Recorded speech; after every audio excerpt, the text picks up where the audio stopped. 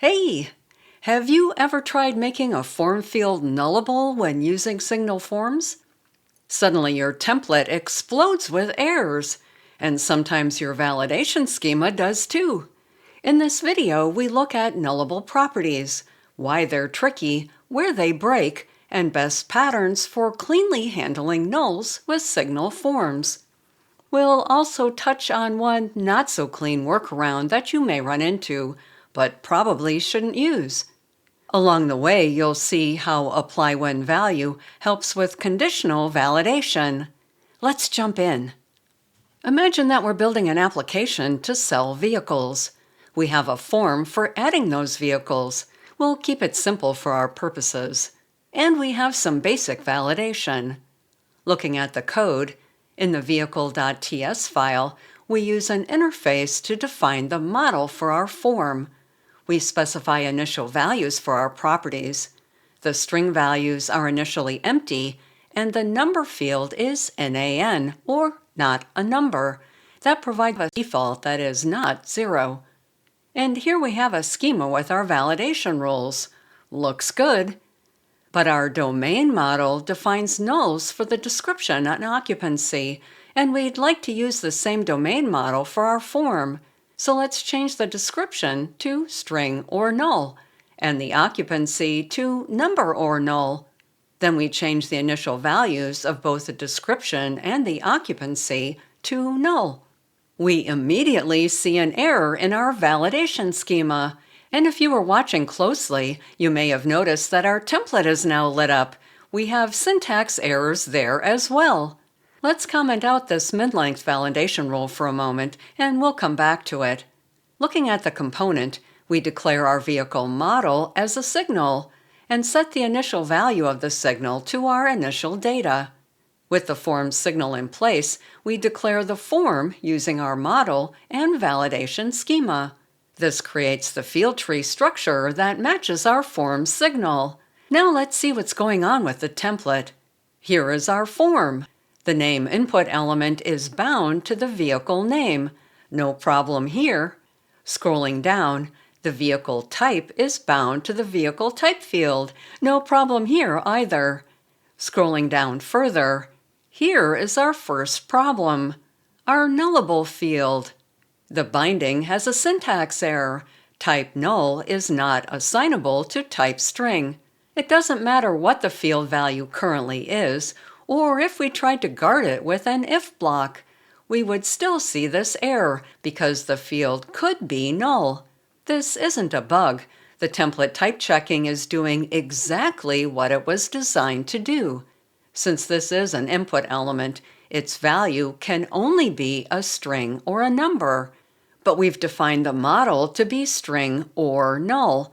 Angular sees that the field might be null. It knows that an input element cannot accept a null, so it displays a type mismatch. So how do we handle a null here? Well, the best answer is to go back to our vehicle.ts file and remove the nulls. The best practice for handling nulls is to not handle them in the form model. Signal Forms expects a recognized type. For most HTML elements, this is a string or a number. If your original domain model includes null types, and you can't change that model because it's used by other code, build a separate form model without nulls. Then map the data from one model to the other for saving. If at all possible, do not use nulls when defining a model for a form. But if you absolutely must have nulls, going back to the template, there is a not very type-safe way to get around this type error, and that requires using the very sketchy $any. Wrap the form field in $any. This bypasses the signal form typing check, and voila, no more error. Scrolling down, we do the same for the null occupancy field. Is this a good idea? No, definitely not, especially not in production code, but it does avoid the type error. Just know when you see it that it is not a best practice. So bypassing type safety with $any got us around our template errors. But what about the validation error? Going back to the vehicle.ts file, let's uncomment our validation rule. Hover over, and we see that the min-length function does not allow a null value. How do we get around this one? Use the applyWhenValue function. applyWhenValue conditionally applies a predefined schema to a field path, so we can apply the validation only when the field is not null. I'll paste the code. The first argument is the path, which is our description. Next is the when clause. Here we define a function that accepts the value of the field and returns true when the schema should be applied. In this case, we only want to apply this rule if the value is not null. Lastly, we define the schema to apply to the field when the prior function returns true. Here's where we put one or more validation rules.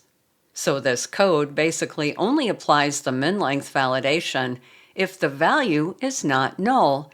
This is needed because the min-length requires a path with a string value and does not work with nulls. applyWhenValue is a useful validation tool anytime you want to apply rules only when the field contains or doesn't contain certain values, and is helpful in this nullable field example as well. Does the validation still work? Bring up the browser. Provide invalid entries. And we see our validation messages. Enter valid data. And our messages disappear. It works, yay! Bottom line, when working with nullable fields, here are our choices. Use strings or numbers, not nulls. If your domain model requires null values, define a separate model for the form. Then map the values from the form model to the domain model when saving. Or create a custom control that understands how to work with nullable values. Also note, as of this recording, Signal Forms is experimental and could change before it becomes a stable part of Angular. Have you found a good way to handle null fields? Drop a comment below with your thoughts or questions. Thanks for watching. If this video was useful, please like and subscribe.